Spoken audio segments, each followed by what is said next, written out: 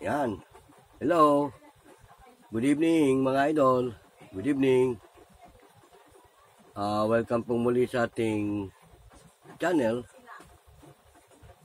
Ito pong muli ang inyong lingkod, si Boyet ng Vlogs TV.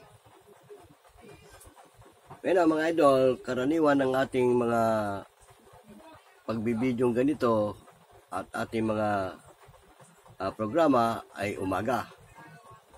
Minsan napapaano tayo ng hapon, pero bihira ang gabi. Pero ngayon, mga idol, samang kayong panig ng ating bansa naroon, ay binabati ko kayo ng isang magandang gabi. At syempre mga idol, shoutout sa ating mga idol dyan sa larangan ng social media. Ano man ang larangan na inyong ginagampanan, ay binabati ko kayo ng isang magandang gabi.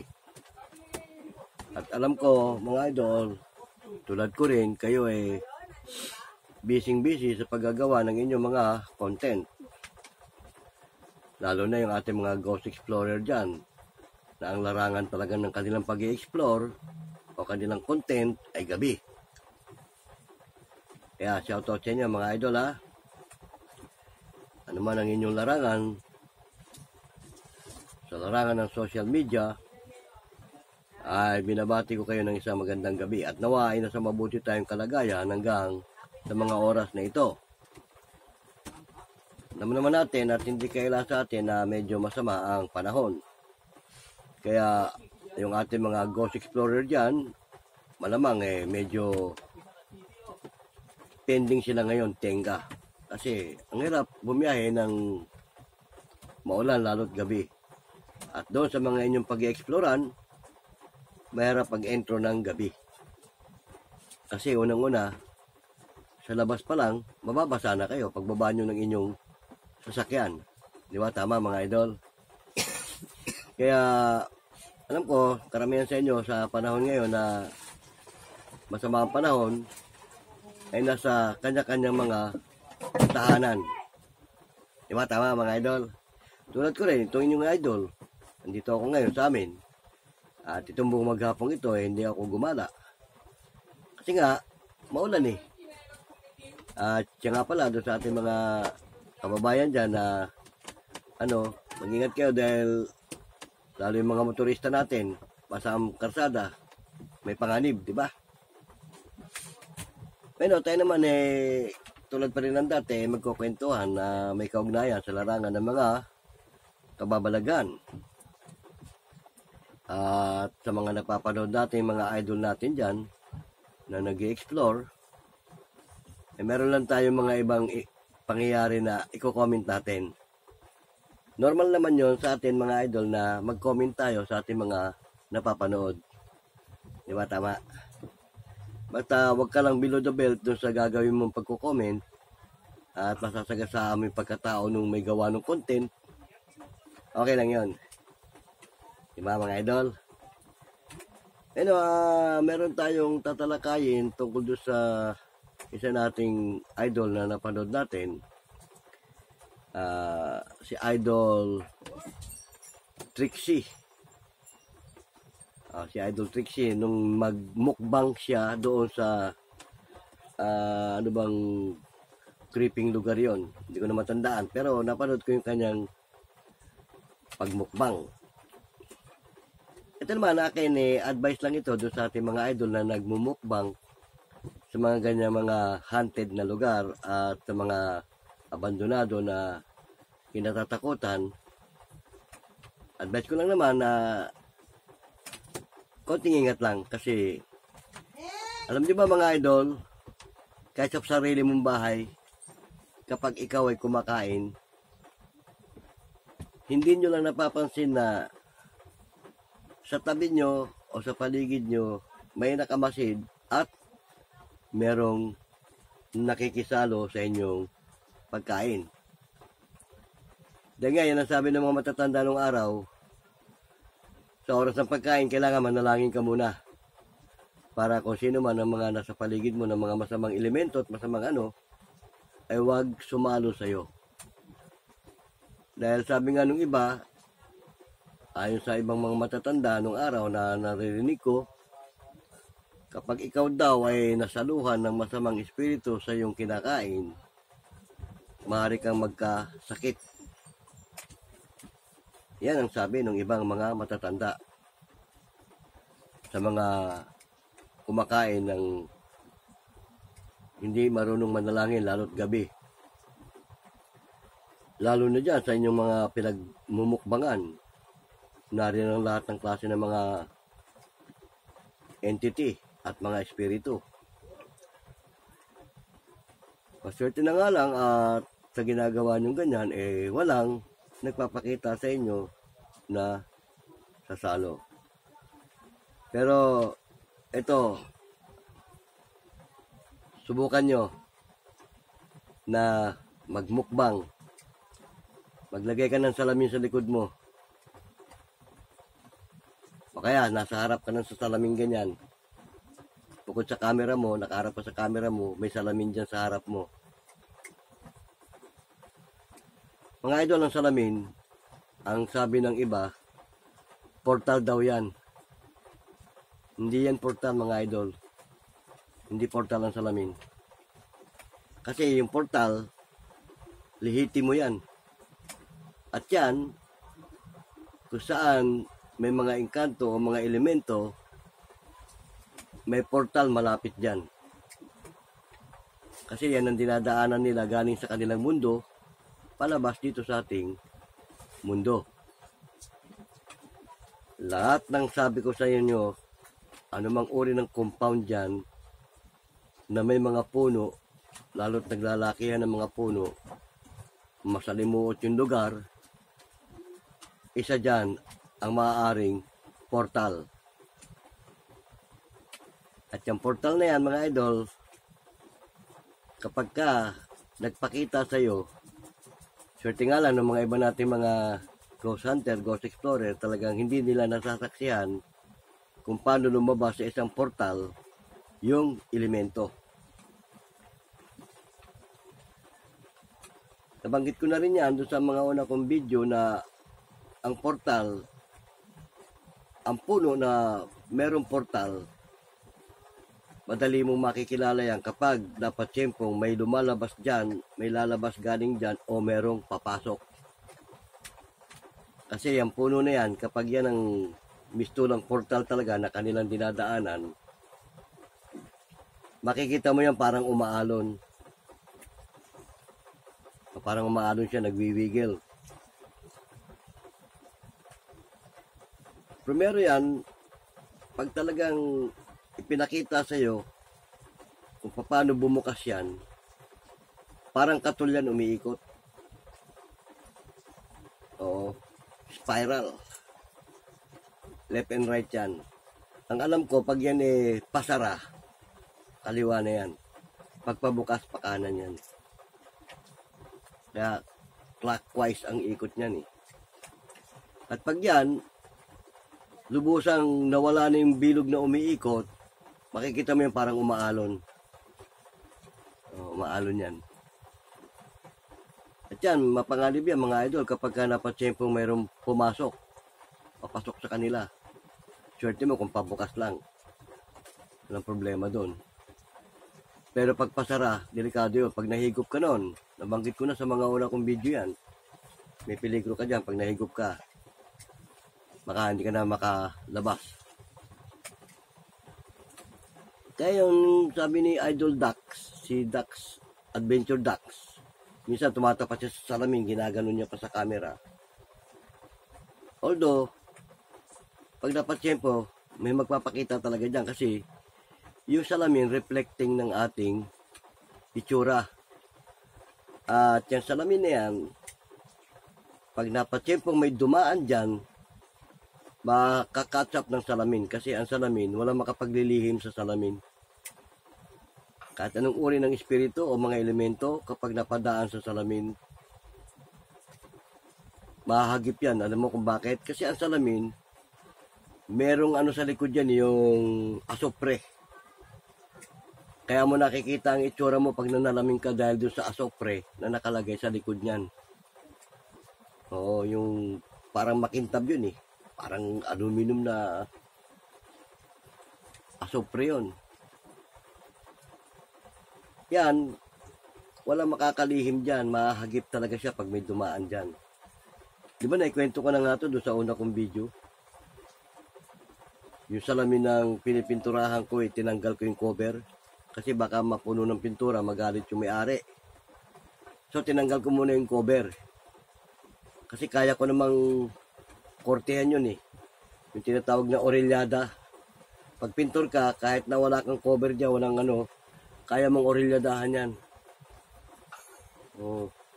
Tinanggal ko yun para huwag mapinturahan, huwag maanuhan. Nung tanggalin ko yun, nagpipintura na ako doon sa lugar na yun, talagang may nasulyapan ako sa likod ko. Nakatayo siya. Babae. Nakaitim. Split seconds, nilingon ko. Wala naman ako nakita eh. Ganun yan. Kaya yung mga nagmumukbang, itry nyo lang, itry nyo. Maglagay kayo ng salamin sa harapan nyo ng pinagmumukbangan mo. Kung gusto mong makakita talaga ng elemento o anumang bagay, subukan mo maglagay ng salamin. Pag yan, may dumaan dyan, maahagip ng salamin yan. Diyan mo malalaman kung meron talaga yung lugar na yan. Lalo't, naramdaman mo, creepy talaga. Nakakakilabot, nakakaano. Maglagay ka ng salamin. Yung kita buong katawan mo, ha. Lagay mo dyan sa harapan mo habang kumakain ka. Tapos may camera naman nakapokus sa iyo, di ba? Oh. Pag may dumaan sa salamin yan, hagip mo yon. Pero bihira naman yun. Doon mo nga malalaman kung talagang may entity sa lugar na yan. Daig pa niyan yung gadget, yung mga gadget na ginagamit. Daig yun. Minsan sa camera nga eh. Hindi pa mahagip eh. Hindi mahagip ng camera. Pero minsan may nahagip dyan sa camera. Pero yung salamin, pag talagang may entity, hagip yun. Naging karanasan ko na yan mga idol, kaya ako kinukwento sa inyo. Hindi lang isang beses na naging karanasan ko yan sa salamin. Meron din akong ginawan. Sikat na village yan, Dasmariñas Village. Hindi ko na lang babanggitin yung bahay ng may-ari at kung sino may-ari at kung sino nakatira. Master bedroom. May salamin doon na tumba-tumba yung nagaganon, na folding na tutiklop. Nakatalikod yun eh. Oh, nung pinipinturahan ko, tinalikod ko yun kasi para hindi nga madumihan man, mawisikan man ng pintura, yung likod yung salamin lang. Huwag yung mismong pinaka-front. So pagkatapos kong pinturahan yung area na yan, binalik ko sa dati, pinihit ko yung salamin. Pumunta ako dito sa may kabila. Pagtingin ko doon sa salamin eh, may kasama ako, may katabi ako eh. Oh. Pagtingin ko ganoon, pero nilingon ko ganyan, split seconds, wala naman. Siguro napatiming, dumaan yon. Kasi parang, paglingon ko ng ganyan, parang gumanon siya eh. Nahagip siya nung salamin eh. Yun, totoo yan mga idol. Pero hindi ko sinasabing maniwala kayo. Idol Bungo, ah. Shoutout sa'yo, man. Hindi ko sinasabing maniwala ka. Alam ko naman, hindi mo agad pinaniwala ng isang bagay hanggat hindi mo nadidibang, di ba? Ay, dibang mo yung ito, yung kwento ko. Wala ka naman makikita sa kwento ko, kwento lang to eh. O, di ba? Pero yan, karanasan ko lang yan. Sinishare ko lang sa inyo yung karanasan ko. Dahil nga, di ba, sabi ko sa inyo, pintor ako dati. Kung mga abandonadong bahay lang pag-uusapan, marami na kami pininturahang abandonadong bahay. At totoo naman na may magpaparamdam talaga. Pero mangilan-ngilan, meron din, may natitsempuhan din kami nagpapakita. Oh. Kaya yun, yung salamin, Idol Ducks. The Creep, Idol Ducks Adventure. Huwag mong paniniwala ang portal yan. Hindi yan portal. Hindi totoong portal ng salamin. Reflecting ng ating pagkatao yan. Yan o, kaya pag nakaharap kang ganyan, para kagaya sa camera, pag nakaharap ka, di ba? Kita mo yung tsura mo. Yung iba nga, nagsusumikap, mahagip ng camera eh. Yung camera kasi wala siyang, wala siyang, yung tinatawag na asoge. Hindi kagaya ng salamin talaga, may asoge yan eh. Kaya nga, delikado nga minsan yung salamin pag kumikidlat eh. Kaya yung iba, pag kumikidlat, tinatakpan ng baro yan o kung ano pa man eh. Kasi, yung asoge, hinahabol din ng ano yan. Yung asoge. Kaya, pag may dumaan dyan, hagip niya yan eh. Hindi makakalusot sa kanya yan, hindi makakaligtas. Noong una nga, hindi ako naniniwala dyan eh. Sabi sa akin ng mga ibang kasama ko, pare, takpan mo yung salamin. Lalo yung mga sa mayayaman, malalaking salamin. Takpan mo yan. Baka mamaya may magpakita sa'yo dyan. Ako naniniwala dati doon. At kaya ako lang naman tinatakpan yun para wag madumihan, wag maanuhan ng pintura.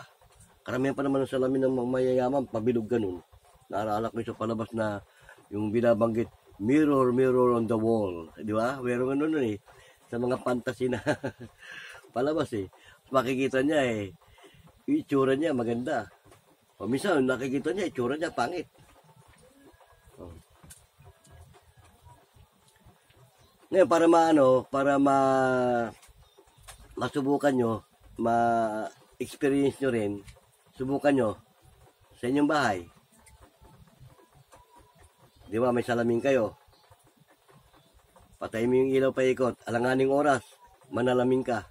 Basta paglagpas ng alas 12, manalamin ka. Tapos maglagay ka lang ng ilaw na aninag mo yung likod.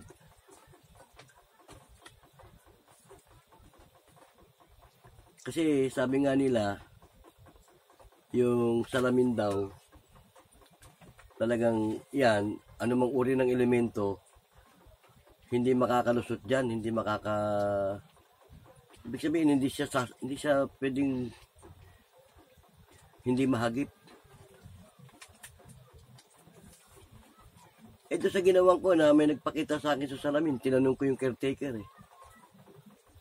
Sabi ko, dito ba sa salamin na to, minsan wala ka napapansin? Nagulat pa siya sa tanong ko. Sabi niya, ay naku, sabi niya, Kuya Boy. Kaya nga tinatakpan namin yan eh. Minsan pag dadaan lang kami dyan eh. Dadaan lang daw sila kasi pasilyo eh. Corner. Minsan pag dadaan lang kami dyan eh. Nakikita namin sa banda doon eh. May nakatayo doon. Pag nilingon namin, wala naman eh. Kasi nga, yung salamin na nahagip niya ng anumang uri ng elemento at espiritu. Ayan, napagkukwentuhan lang naman natin yun. Pero, nangyayari yun. Kasi nakita ko nga yung ni Idol Adventure Ducks. Malimit niya iganon yung sarili niya sa salamin sa mga CR. Nagbabakasakali siya na may mahagip. Pero Idol, tuloy mo lang yan. May matiyempohan ka dyan. May matiyempohan ka. Kasi pag napatiyempong may entity talaga sa lugar na yan at dumaan, mahagip ng salamin mo yun. Pati ng camera mo kasi nakatutok yung camera mo eh. Tsaka yung mga nagmumukbang, i-try nyo lang. Kung talagang creepy yung lugar na yan at talagang malakas ang dyan, maglagay ka ng salamin. Salamin lang, maganda ng yun eh, maganda ng like pa gadget nun eh. Yung salamin, tutukan mo ng camera ng ganyan, mo sa isang ganon, fokusan mo. Lalo yung sa pakiramdam nyo, malakas yung lugar na yan, malakas yung pakiramdam nyo, meron talaga dyan, subukan nyo. Gamitan nyo ng salamin. Pag wala kayo nakita sa salamin, wala talaga yan. Guni-gunin nyo lang yun. Pakiramdam mo lang yun. Kasi pag talagang meron dyan, mahagip ng salamin yan eh. Kasi ako minsan, ginawa ko na rin yan. Salamin nga, malit nga lang yung salamin eh. Yung may bilog ako salamin ganun eh. Kinikilabutan ako doon sa area ng ginagawang ko eh. Nanalamin ako ng ganyan, inikot ko ng ganun eh. Araw yun ha, hindi yung gabi. Inikot ko yung salamin ganyan eh. Sa may pinto. May nahagip. Tumakbo. Sinundan ko pa yun. Sabi ko, akala mo makakatakas ka? Yan, subukan nyo ng mga idol, itry nyo. Yung mga ghost hunter natin dyan, mga ghost explorer natin, magdala kayo ng salamin. Pag inaakala nyo sa isang lugar na yun, malakas ang subukan nyo mahagip ng salamin yan. Kaya lang, minsan, yung mga entity ganyan, pag alam nila na may kakayahan ka, hindi rin hindi magpapaabot yan Pero minsan, susubukin ka yan, doon mo handa sarili mo. Oo. Yan, nagkukwento lang naman tayo Kinukwento ko lang sa inyo yung mga naging karanasan ko. Hindi ko dinidiscourage yung iba dyan at hindi ko rin ini-encourage na maniwala kayo sa mga kinukwento ko. Kasi hindi naman yun nakita Kwento ko lang naman yun Pwede nga namang mag-invento ako ng kwento, di ba? Pwede yun, mangyari. Pero yung kinukwento ko sa inyo, true to life. Kasi nga, sabi ko sa inyo, dati akong pintor Sa mga nadidistinuhan naming bahay Pero mostly talaga, bihira magpapakita. Oo. Kita mo sa mga legit natin mga ghost hunter mga ghost explorer, wala nakikita di ba? Ramdam, meron. Kasi unang-una, yung mararamdaman mo sa isang lugar, bunga yan minsan ng imahinasyon. Siyempre, pag naisip mo na, ito nakakatakot daw itong area nito Oh. Pagka ganun ang imahinasyon mo, may kasamang kilabot na yan Ikilabutan ka na sa lugar na yan At pag kilabutan ka, meron talaga yan dyan. May maaaring sa tabi mo, sa likod mo. Kasi hindi ka naman kikilabutan Dahil ang masamang espiritu, kalaban ng espiritu natin yan. Ang espiritu natin buhay galing sa Diyos Ay magpaparamdam sa'yo. Masamang espiritu yun Kaya may intercept mo yun Di ba? Lalo yung mga natin na yung mga paranormal natin na talagang matitindi. Yung mga malalakas ang vibration nila, malalakas ang talagang nila yan nararamdaman nila yan Kaya nga ako mga idol, sinasabi ko sa inyo, kahit di ko nakikita yung mga yan, nararamdaman ko kung nasaan yan Kaya nga, pag sinasabi ko doon sa mga entity na